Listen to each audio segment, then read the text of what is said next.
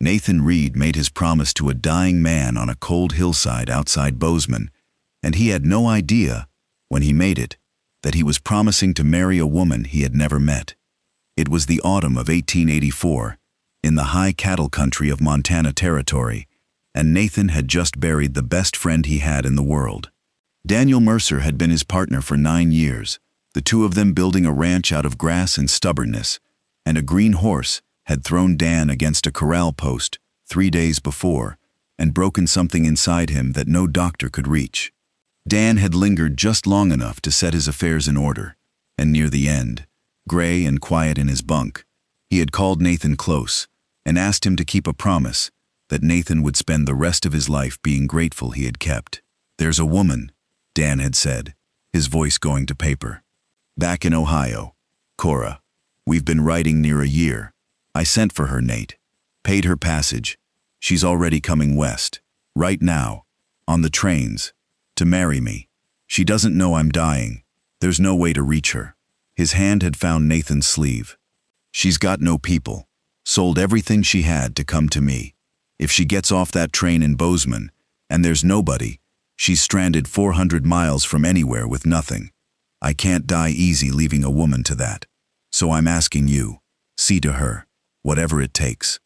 Don't let my dying make her homeless. Promise me." And Nathan Reed, who could no more refuse a dying friend than stop the snow from coming, had said, "I promise, Dan. I'll see to her. You've got my word." Dan Mercer had died that night, easier for the promise. And now Nathan stood on a hillside with his hat in his hands and the raw grave at his feet, and it was only after the burying, walking back down to the empty ranch, that the full size of what he had promised began to settle on him. A woman was coming, right now, on the trains, to marry a man who was in the ground. And Nathan Reed had given his word to see to her, whatever it took, and he did not yet know what that word was going to cost him or give him. Nathan spent the next week reading a dead man's love letters, which is a strange and tender kind of trespass, and by the end of it he had built a picture of Cora in his mind that turned out to be almost entirely wrong. He read them because he had to. He needed to know who was coming and when, and Dan had kept every letter she sent, tied with a string in his footlocker. So Nathan sat by the stove in the evenings and read the courtship of a dead man, and he felt like a thief the whole while, and he could not stop, because the woman in those letters was easy to care about. The Cora of the letters was delicate. That was the word that came to Nathan. She wrote in a fine, flowing hand about music and books, about the little garden she kept, about her health being tender, and the doctors advising a dry climate, about how she hoped Daniel would be patient, with a woman not built for hard labor. She sent a pressed flower once. She wrote poetry, not very good, but heartfelt. Nathan built her in his head out of these things, and what he built was a fragile, genteel creature, a lady of the parlor, someone a rough Montana ranch would break in a season. He grew worried on her behalf before she ever arrived. He wondered how in the world he was going to keep his promise to a hothouse flower 400 miles from the nearest hothouse. There is a line I have always associated with this story, from the poet Robert Service, who wrote about hard country and the men and women in it.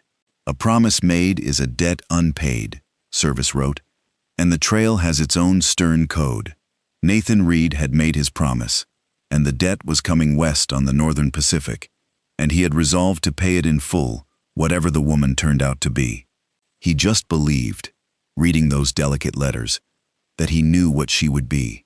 He had prepared himself to be gentle with something breakable. He should have paid more mind to one small thing. In all that fine, flowing hand, Cora had never once actually said she was frail. She had said the doctors advised a dry climate. She had said she hoped Daniel would be patient. A careful reader might have noticed that a woman selling everything she owned to cross a continent alone was not, whatever else she was, a fragile thing. Nathan was not, that autumn, a careful reader. Grief makes a poor lens. The train came in on a gray afternoon in October, and the woman who stepped down onto the Bozeman platform was nothing whatsoever like the delicate creature Nathan Reed had spent a week bracing to protect. She was tall. That was the first thing. Tall and broad-shouldered and sun-browned, in a plain, sturdy dress made for work, with a jaw you could have set a fence post by, and a pair of hands, when she pulled off her traveling gloves, that were as scarred and capable as Nathan's own. She came down the iron steps carrying her own heavy trunk on one shoulder, waving off the porter, and she set it down on the platform and looked around with a pair of steady gray eyes that missed nothing, and Nathan Reed, waiting there with his hat in his hands and his careful, gentle speech prepared, felt every word of it fall straight out of his head. "You'll be somebody come for me," the woman said, walking straight up to him. "I wired ahead I was on this train. You're not Daniel. I've seen his likeness. Where's Daniel?" And there it was, the thing Nathan had dreaded above all, and no soft way to say it. So he said it plain, because she had asked plain, and looked like a woman who would rather have a hard truth than a soft lie. "Ma'am, I'm Nathan Reed. I was Dan's partner, 9 years. There's no easy way to give you this, so I'll give it to you straight. Dan was killed 12 days ago. A green horse threw him. He lingered long enough to set things right and to make me promise to meet your train and see you were cared for, because he couldn't stand to think of you stranded out here on his account. I'm sorrier than I can say. You've come a long way to hard news." The woman, Cora, went very still. She did not swoon or weep or reach for a fainting couch. She stood on the platform and took the blow standing up, the way Nathan had seen strong men take word of a death, and after a long moment she said, quietly, 12 days. So he was already gone when I was somewhere around Dakota, writing him a letter in my head about the mountains. She drew a breath. I never met him in the flesh, but I'd come to love the man in those letters, and I'll grieve him proper later, when I'm somewhere I can. Right now I've got a more pressing problem, which is that I've spent the last dollar I had getting to a man who's in the ground, and I don't know a soul in this territory but you. Nathan took her to the hotel first, and bought her a hot supper, and let her eat before he said the rest, because a person takes bad news better on a full stomach. And over the coffee, he laid the whole of Dan's promise out for her, honest as he knew how. "Dan made me swear to see to you," Nathan said. Whatever it took, those were his words. Now, I've been turning over what that means, and I want to say all of it plain so there's no games between us, because you strike me as a woman who's got no use for games. Here's your situation as I see it, and you correct me if I'm wrong. You're out of money. You're 400 miles from Ohio, with no way back and nothing to go back to, or you'd not have sold up and come.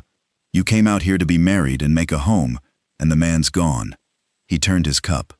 So here's what I can offer, and I want you to know every piece of it is yours to take or refuse, with no hard feeling. 1.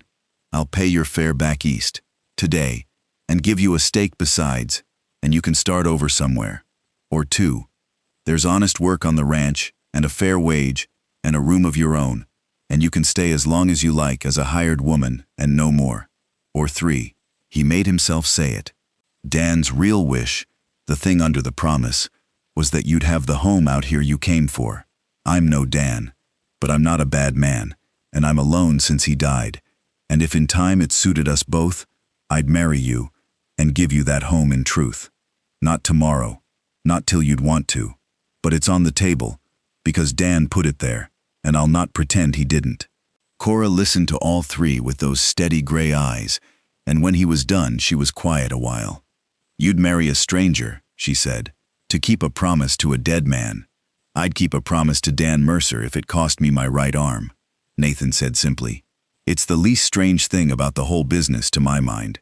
She took the work first, which was the sensible choice, and within a week, Nathan Reed understood that everything he had braced for was wrong, and everything he actually needed had just walked onto his ranch. Cora was no hothouse flower. Cora was a farmer's daughter who had lost the farm, and she could do near anything. She could gentle a nervous horse with a low voice and a still hand. She could pull a calf, doctor a bloated steer, mend harness, and shoot straighter than either of Nathan's 2 hired men, which she demonstrated the first week to settle the question of whether anyone would trouble her, and after that, nobody troubled her. The delicate creature of the letters had been, Nathan slowly realized, a woman writing what she thought a genteel Ohio suitor wanted to hear, dressing herself up in parlor words because she feared the plain, raw-boned truth of her would scare Dan off before she ever got west. "I lied to him," Cora admitted one evening, not proud of it. "Not in the big things, but I made myself sound softer than I am, finer. I wrote about my little garden, and left out that I'd plowed 40 acres behind a mule since I was 12.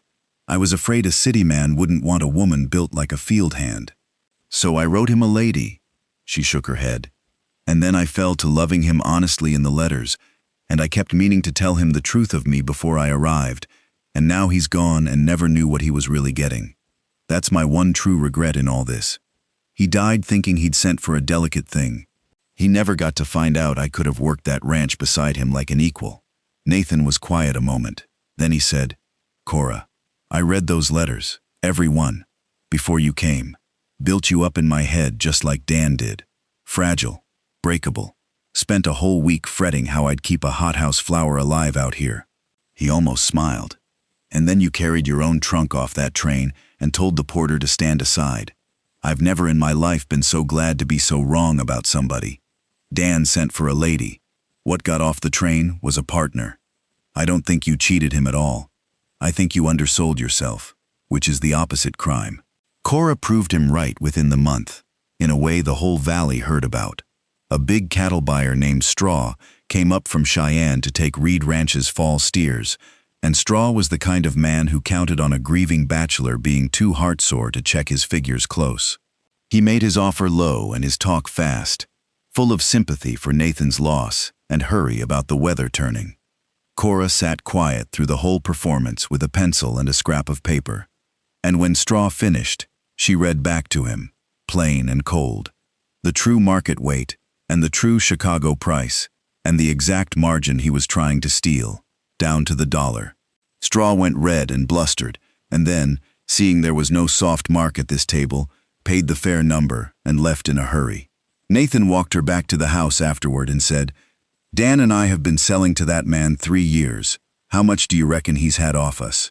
Cora told him, "To the dollar," and Nathan whistled low and long. "A partner," he said again, shaking his head. "I keep learning the word. Every day I learn it better." The season turned toward winter, and Nathan and Cora fell into the rhythm of two capable people running a hard place together, and somewhere in that rhythm, the arrangement quietly stopped feeling like an arrangement. They worked well together. That was the plain fact of it, and it surprised them both. Nathan was steady and slow to speak. Cora was quick and direct, and said what she meant. Where he hesitated, she decided. Where she rushed, he counseled patience. The ranch, which had been running on grief and habit since Dan died, came back to life under the two of them, and the hired men, who had been ready to sneer at a mail-order widow, came instead to take their orders from her, without noticing they had started doing it. The thing that truly welded them happened in a December blizzard, the first hard one of the winter. A heifer went down calving in the worst of it, out in the north pasture, and Nathan and Cora rode out together into a whiteout that most sensible people would have called a death sentence, because a good heifer and her calf were worth going after, and neither of them was built to sit by a warm stove while an animal died in the dark. They found the heifer half buried in a drift, the calf turned wrong. Nathan held the lantern and his coat over the both of them against the driving snow, and Cora, bare-armed in the cold, reached in and turned that calf with a strength and a sureness that Nathan would talk about for years. They got the calf breathing. They got the heifer up. They rode back, leading both through snow to the horses' chests, frozen to the bone and grinning at each other like fools. And somewhere in that ride, soaked and half-froze and alive, Nathan understood that he was not keeping a promise to a dead man anymore. He was riding home through a blizzard beside a woman he would follow into any weather there was, and the knowing of it warmed him more than any stove. But it was not only the work. In the evenings, when the day was done, they had taken to sitting by the stove, and they talked. Nathan had not talked, really talked, to anyone but Dan in 9 years, and here was a woman who listened with her whole self and answered honest, and asked good questions. He told her about Dan, all the old stories, and she, who had loved the man in letters, got to know the man in the flesh through his friends' telling, and it healed something in both of them. She told him about the lost farm, the hard father, the long odds she had beaten just to get this far. One night she said, "You know what's strange? I came west to marry a man I'd built out of letters, and I've ended up keeping house with a man I'm coming to know from the ground up. Plain, no letters, no pretending, just the daily truth of who we each are. And I'll tell you, Nathan Reed, the daily truth is a far sturdier thing to build on than the finest letter ever written. I loved a man on paper. I'm starting to esteem a man in the flesh. Those are different, and the second's the one that keeps you warm in January." Nathan looked at her across the lamplight and did not have a ready answer, because his heart was too full and too surprised to make one, so he just nodded and put another log in the stove and let the silence say the thing he could not. Trouble arrived in the shape of a letter, and then a man, from Cora's own family back in Ohio, and it forced the question that Nathan and Cora had both been gently avoiding. The letter came from a cousin, a smooth, prosperous man named Harlan, who had never done Cora a kindness in his life. He had heard, through the family grapevine, that Cora had gone west to marry a man who then died, and Harlan, smelling a woman alone and possibly in possession of some dead rancher's assets, had decided to take a sudden interest in his cousin's welfare. He wrote that it was scandalous for an unmarried woman to be living on a bachelor's ranch, that her reputation and the family's good name were at stake, that he was coming west to collect her and bring her home to respectability, and that she should be ready to travel. Then he arrived, a week behind his letter, in a fine coat, and stood in Nathan's yard and spoke to Cora as if she were a wayward child. "You'll come home, Cora," Harlan said. "This is unseemly. A widow that was never even a wife, keeping house with a strange man. The family won't have it. I've come to take you back where you'll be looked after proper." "Looked after," Cora said flatly. "The way the family looked after me when Pa died, and the farm was sold out from under me, and not one of you offered me a bed? That kind of looked after, Harlan?" Harlan reddened. "That's ancient history. I'm offering you respectability now. You're offering me a poor relations corner and a lifetime of being reminded I'm in it," said Cora. "I know exactly what you're looking after is worth, cousin. I've had it before." Nathan Reed had been standing quiet by the barn through all of this, letting Cora fight her own fight, because he had learned she preferred it and was better at it than he was. But when Harlan changed his tack and got sly, Nathan stepped forward. "Well, if she won't come for family feeling," Harlan said, "let's speak plain about money. This dead partner of yours, this Mercer, he had no wife, no children. His share of this ranch, by rights, ought to go to somebody, and Cora was his intended. There may be a legal claim there. I've spoken to a lawyer. It might be worth a great deal to have Cora back among family who could, help her pursue what's owed." And there it was, the whole ugly shape of Harlan's sudden family feeling, laid bare. He had come west smelling an inheritance, meaning to pry Cora loose and use her as a lever to bleed the ranch Nathan and Dan had built with their own hands.